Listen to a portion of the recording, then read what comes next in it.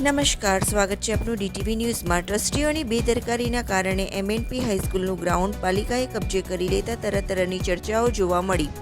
દાહોદ નગરપાલિકા હસ્તકની જગ્યા દાહોદની મદ્રેસા મહમ્મદિયાહ એન્ડ પંચતનિયા સોસાયટી હસ્તકની MNP હાઈસ્કૂલને નગરપાલિકા હસ્તકની જગ્યા મેદાન માટે ભાડા કરારથી આપવા માટે ઠરાવ કરવામાં આવ્યો હતો, જેમાં સરકારશ્રીમાંથી મંજૂરી માટે ભલામણ કરવામાં આવી હતી, પરંતુ સરકારીમાંથી મંજૂરી મળી ન હતી। તેમજ સરકારશ્રીના ધારાધોરણ મુજબ બજાર કિંમત પ્રમાણે જમીન વેચાતી આપવા માટે તેમજ બાગના હેતુમાંથી શૈક્ષણિક હેતુ માટે ફેરબદલ કરવા માટે તેમજ સરકારશ્રીમાંથી મંજૂરી માટે ભલામણ કરવામાં આવી હતી, પરંતુ ટ્રસ્ટીઓ દ્વારા આ જમીન માટે કોઈપણ જાતની કાર્યવાહી કે જમીન મેળવવા માટેના પ્રયાસ કરવામાં આવ્યા ન હતા।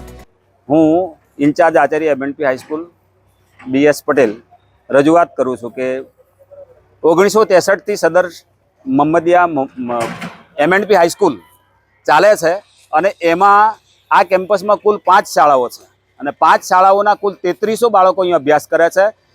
મંડળ લઘુમતી છે, પણ દરેક કોમના, દરેક જ્ઞાતિના બાળકો, દરેક ધર્મના બાળકો અહીં અભ્યાસ કરે છે અને એ અભ્યાસ કરતા બાળકોને આજે આ જોઈને અચંબિત થવા પામ્યા છે, કારણ કે નગરપાલિકાના કે ગમે કોઈ વહીવટના પગલારૂપ હોય પણ અહીંયા શાળાનો મેઇન ગેટ તોડી અને એ તોડીને JCB જ્યારે અંદર આવ્યું છે ત્યારે અમને ખબર પડી છે કે ભાઈ આ પ્રમાણે આ મેદાન જવાનું છે।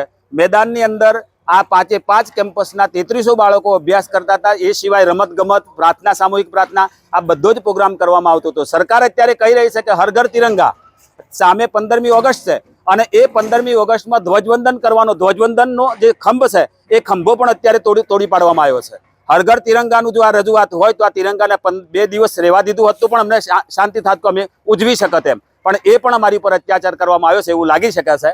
માટે અમારી તો એટલી વિનંતી છે કે સદર જે મેદાન છે એ મેદાન માત્ર ને માત્ર બાળકોના ઉપયોગમાં લેવામાં આવતું હતું, બીજા કોઈ ઉપયોગમાં નથી, અને એ બાળક સદર મેદાનમાં રમી શકે અને એટલા માટે ફરીથી અમને આ મેદાન સુપરત કરવામાં આવે એવી અમારી લાગણી અને માગણી છે। અને એ સાથે સાહેબ આપને અમારી નમ્ર વિનંતી છે કે અમારી વિનંતીને ધ્યાનમાં તમે લેશો। નગરપાલિકા દ્વારા પાલિકાની ટીમ પોલીસ બંદોબસ્ત સાથે પહોંચી ગેટ તોડી પાલિકા હસ્તકની જગ્યાનો કબજો મેળવ્યો હતો। ઉલ્લેખનીય છે કે સમગ્ર મામલે ટ્રસ્ટીઓએ રસ દાખવી નિયમો અનુસાર કાર્યવાહી કરી હોય તો શાળામાં અભ્યાસ કરતા વિદ્યાર્થીઓ માટે રમતગમતનું યોગ્ય મેદાન બચી ગયું હોત। પાલિકા દ્વારા જમીનનો કબજો મેળવ્યા બાદ ટ્રસ્ટીઓ દોડધામ ચાલુ કરી રહ્યા છે, ત્યારે આવનાર સમયમાં મામલો ન્યાયાલય સુધી પહોંચશે તો તેની નવાઈ નહીં।